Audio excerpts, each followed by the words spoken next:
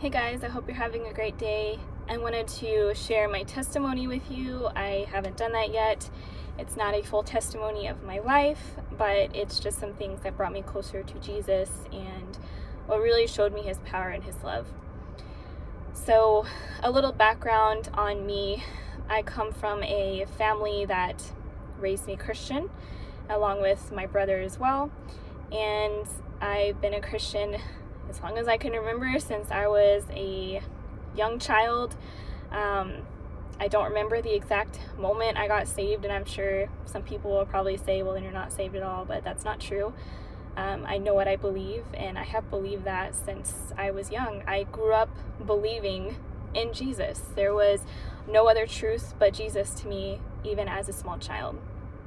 My parents' background was a little bit different. My mom comes from a very Roman Catholic family, and she was raised Roman Catholic, as well as went to a school that was Catholic, a Catholic school taught by nuns, the whole 9 yards.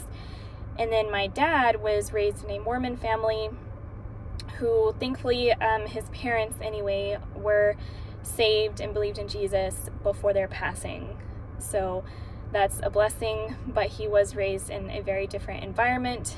And so it's a different story on how my mom and dad ended up together. But needless to say, they became saved, I believe, shortly after they were married, and they raised us in basically Calvary chapels. We would move around. My dad was military, so wherever we went, we found a church home, and it was usually a Calvary chapel in that area that my parents really liked. They would pray about it. So I just have a very good Christian-based upbringing. I was very blessed to have that. I know that not very many people do have that. And so it is very true when the Bible says that you raise a child, or you raise a child up in the truth and in Jesus and in God's love, and they shall not depart from it, because I didn't. And I'm not saying I'm a saint, because definitely not, especially after what I'm going to tell you guys right now. You're going to probably want to be like, okay, unsubscribe. No, I'm just kidding. I hope not. So just bear with me through this. I don't want to make it too long. But so that was my background. I was a worship leader for a time in a church as well, as I mentioned prior. 2 different churches, actually. One of the churches, I did get paid to be a worship leader, and I had already been a worship leader in another church from the time I was 17 or 18 years old. I was on a worship team for years, so for me it was getting paid to do what I loved, and it was not a lot of money. It really wasn't. I probably got like $600 a month or something like that, and of course that includes like practice, organizing all of the worship team, and Sunday morning and the flow. And I also would help with kids ministries if it had to do with music, and within that church that I was working at. So for me, it was not about the money. Obviously, getting paid $600 a month is not enough to cover any expenses. So for me, it was a labor of love, and I enjoyed it. So I did that in college, and then I graduated nursing school, became a nurse. I was married around the time I was 21, and the marriage only lasted 2 years. Unfortunately, my my ex-husband, was abusive towards me, very verbally and emotionally, more than anything else, but sometimes physically as well. Looking back on it now, I'm thinking, why did I put up with that? But I think the main reason that I did put up with that for so long was because I had my value system was telling me that divorce is wrong, and I still think that it is wrong. Of course, if you are in an abusive situation, and or someone is cheating on you, or someone just really wants out and you don't really have much of a choice in the matter, without getting lawyers involved, then it's really hard to deal with. And a lot of Christians, a lot of believers in Jesus will go through divorces, And that's how it is. We live in a fallen world. We have imperfect relationships. So I had to deal with that. And so I finally opened up to my parents one day, sometime around that 2-year mark. And I told them what was going on, what my ex-husband put me through. And it was, I think, like the middle of the night or something when I called them. And they told me, you need to get out of the situation. I didn't feel safe. He had threatened me several times with either, he would say, like, I'm going to kill you. He would say that several times. And I just didn't feel safe at home living with him. So my parents set me up in an extended stay facility, and I packed my bags, and I was still working full-time as a nurse. So I had basically scrubs in my bags because I was supposed to be working the next few days anyway, and just some toiletries and whatever I thought I needed, just not even in a big bag, just like a gym duffel bag. I threw it in there, and I left early in the morning before work. I think I left at 5 in the morning because I wanted to leave before my ex-husband woke up. I didn't want him to see me carry out a duffel bag and him ask questions. So the other thing is my uncle, I call him my uncle, but he's my dad's best friend, happens to be retired FBI. And so he was telling me, giving me advice on what I should and shouldn't do to stay safe. And so, of course, one of the things that my parents agreed with as well was to not use a debit card anywhere. I didn't have a credit card, but just a debit card, to get cash from an ATM as much as I could, and then use the cash so that way my ex-husband, he had access to our bank information, wouldn't be able to see where I was located. So we had a little mishap where there was a charge on my debit card at the hotel I was staying at. I had to move hotels. And then my mom came and stayed with me for a while, as well as my dad. They took turns. I moved out ASAP. I got an apartment, and then shortly after that, I was divorced. It was quite a time in my life, and I can definitely say that I grew close to God during that time, but I'm definitely not at where I am right now. I ended up going through something a little later in my life, so many years later, that even brought me closer to Jesus. So I fell away. I didn't lose faith. I still had faith in Jesus. I was still going to church. I didn't lose my salvation, you guys. Once saved, always saved is 100% the truth. It's biblical. I was still saved, and I started having I had this relationship with this guy I shouldn't have had a relationship with. It wasn't even a relationship. I don't know what to call it. It lasted like nothing but like a few days. Anyways, let's just say I was doing things with him that I shouldn't have done. So I became pregnant, and this was about, I guess, almost 3 years ago. It wasn't that long ago. I became pregnant.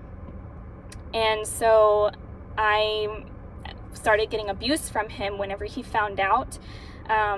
And come to find out, he was actually cheating on his girlfriend, who I didn't know he had a girlfriend. And he had one, and apparently I was like his mistress. So that was like even worse. I was like, what did I get myself into? And like, I'm not even like friends with this guy. I don't know what happened. I fell away. And so for the first few days or a week, this guy would try to meet with me, and he would pile on verbal abuse. He was very passive aggressive with me. I would venture even so much to say is past passive aggressive. He was becoming very aggressive with me, to the point where I was scared. I really was scared for my life as well. And I was like, I know, like, once you've been abused by one guy, it just happens all over again with someone else sometimes. And I've seen that with my patients that I have. This was before I was a full-time sexual assault nurse, but I mean, it happened with me twice, where I was being abused by a guy. And the second guy, I didn't have like feelings for. I definitely didn't love him. So for me, it was like, okay, I just need to get away from him. I need to get out of this situation. I had a good support group with family and friends, but of course not everyone knew about this. I mean, my parents didn't even know about this right away. How do you tell your devout Christian parents that you got pregnant from pretty much what was a one-night stand? I mean, that, how do you tell them that, And so I already was praying about this, and I already knew I had messed up, obviously, and I was paying for my sin in an earthly with an earthly consequence. Even though we are saved and we still sin, we still fall short. We have these earthly consequences that we have to deal with, and so I was dealing with the earthly consequence of what I did with this guy. And so I knew that children are blessings, and that no matter what happened, I would love this child. But this man kept abusing me, saying that, I'm going to force you to get an abortion and this and that, and he was persecuting me as a Christian. He was not a Christian. He was saying, I'm going to burn all your Bibles, like word for word. That's what he told me. And then he would say other things as well on top of that. He would say, I'm going to make sure our child is never going to be a Christian. And he says, I am going to for sure be in the picture. Like, I'm not going to just leave or whatever. If you decide to have this child, then I'm going to make your life a living hell. And I'm going to turn this child against you and basically make this child like a Satanist. So that was a lot for me to bear. And I thought, oh my gosh, what kind of a life is this child going to have? So because of all of this abuse that he kept telling me every day, multiple times a day, you need to get an abortion, blah, blah, blah. The thought entered my mind several times, like, well, should I just get an abortion? Because I don't know how I can live with this guy. I already went through an abusive relationship that lasted too long, and I'm stuck with this guy now because of my consequence. But I thought, I know it's a life, and that's something that I can't do. I can't just take a life like that. So I asked God to, oh man, I didn't look up the Bible verse. I asked God to speak to me and just get that voice out of my head. I knew that I wasn't going to get an abortion, but I just needed that voice to stop talking to me. So I opened up my Bible right after I prayed, and sure enough, it fell upon the best verse that you could ever have, that I formed you in your mother's womb. I knew you when I knew your inmost parts. And guys, I'm gonna have to post this Bible verse. I'm gonna have to pin it in a comment, because I started this video and I didn't even think to look up the exact verse that it was. But I believe most of you probably know which verse that is. That's okay, I will pin it anyways. And I read that verse and I realized right away, that's just where my Bible fell open. And I was started crying, and I was like, thank you, God. And ever since then, that voice never entered my mind again. And so I drew closer to God. I drew closer to Jesus. Well, not long after that, I don't even think a week had gone by since that happened. I need to get hydrated. Okay, I'm getting a little emotional. So not even a week after that happened, I started having pains. So I went into the ER. They told me that they thought something was wrong. They thought maybe it was an ectopic pregnancy, but then they discovered, no, it's not. They did a lot of ultrasounds. They did a lot of testing. I was in there for several hours, and they sent me home. They said, your pregnancy's fine. So then I think it was the very next day. If it wasn't the very next morning, it was the day after that, 2 days later, I went into work, and I was still working as a nurse full-time in the ICU unit. So I went in at 7. I was getting a report from the nurse, the night shift nurse, and my patient load was easy. These patients were not difficult, but I started having anxiety. I was starting to experience a panic attack, and I only know what it is because, well, I'm a nurse. Yeah, but it's different when it happens to you. It's very different when it happens to you or a family member or a loved one. So I knew it was a panic attack because I had had one only once before in my life, and I'm not going to lie to you and say I never worry about things, and my husband will tell you that I worry too much about things, more than I should. Definitely, I agree with him. I shouldn't be worrying as much as I do about random things even. But I wasn't worried about the patient assignment. I wasn't worried at that point about my pregnancy. I was just told that it was fine, so I wasn't sure where this anxiety was coming from. my arms and legs started going numb. So I sat down in the chair and I was breathing hard, and the night shift nurse noticed. She's like, "Are you okay? What's going on?" So I don't know how I got to the break room. Someone had, or it's the locker room actually, there's a bench in there. So I got to the locker room somehow. It was a blur. And my limbs were completely tingly, like as if you had fallen asleep on your arm, like when you're sleeping in the bed or something, and your arm's completely numb, and then it starts coming back with feeling, and it's those pins and needles feeling. Well, that's what I was feeling in my arms and my legs. I couldn't move, or at least I felt like I couldn't move. I was breathing too fast. I was hyperventilating. I could tell my heart rate was skyrocket, like as if I was running on the treadmill or something. And so one of the nurses brought a wheelchair in there. I'm not sure what happened very much after that, except that I was wheeled down to the ER. I was put in a trauma bay. The nurses down there know me, so that was a little bit difficult. They didn't even know I was pregnant. None of my coworkers knew that, but at this point I had to tell them. So my best friend, thankfully, is a respiratory therapist, and she was working that day in the hospital, so she got wind of what happened, and she came down right away and sat by my bedside. She had to help me undress into a gown. I had the nurses in there helping me. They put me on the monitor. My vital signs were haywire. I was I felt like I was gonna die or something. I was having a panic attack, like full blown, and I wasn't breathing properly. They were trying to get me to calm down, and nothing they said helped.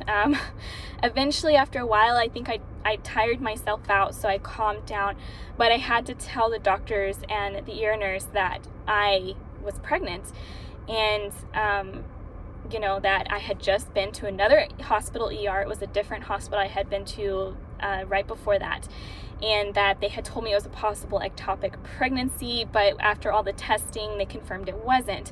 So then, of course, that's where they started. The ER doctors ordered more tests, more ultrasounds. I went through several ultrasounds.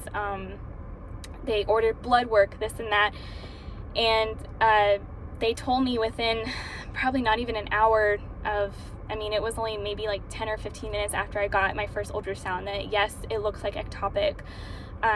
Thankfully, my OBGYN, who I had been seeing for several years already, just for like well women visits and things like that, he was there in the hospital, and he was performing surgeries that day. So he actually came in and he said, I need to do surgery on you right away, because this is a life-threatening emergency. And so I told him like my panic attack, and I was like, well, what was that related to? And the best explanation that they had was that it was my body telling me there was something wrong. So even though my life was not being immediately threatened, that the ectopic pregnancy was not at the point where, I would have died if I had waited like one more day. You never know, but it wasn't that serious. But they needed to go ahead and do surgery that day, so that no complications would happen to me. So I did explain, well, you know what? I had a panic attack one time before.